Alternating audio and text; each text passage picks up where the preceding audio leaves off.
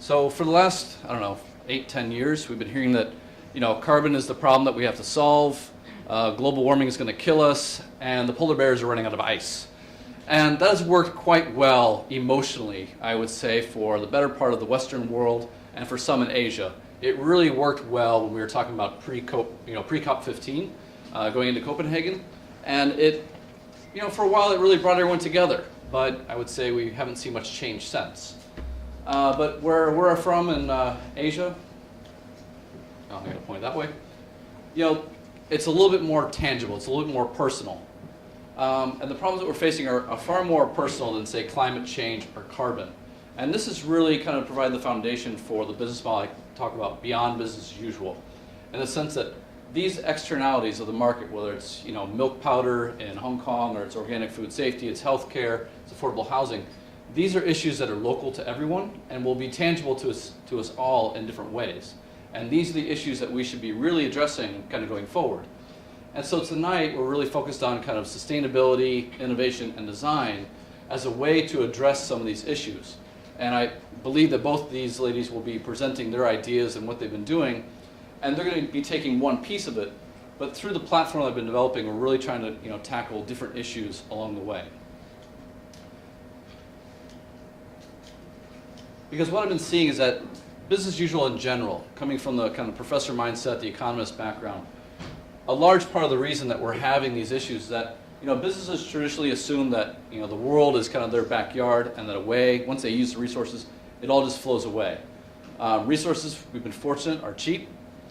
Consumption is key, and waste has always gone away.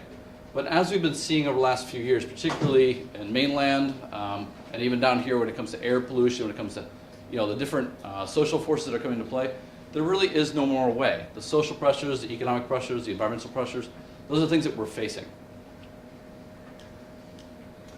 And so when we talk about business as usual, it's really kind of this middle sector where economic growth that could be at the country level or at the business level, that's really the only key, whether it's profit, however you define it, profit or growth.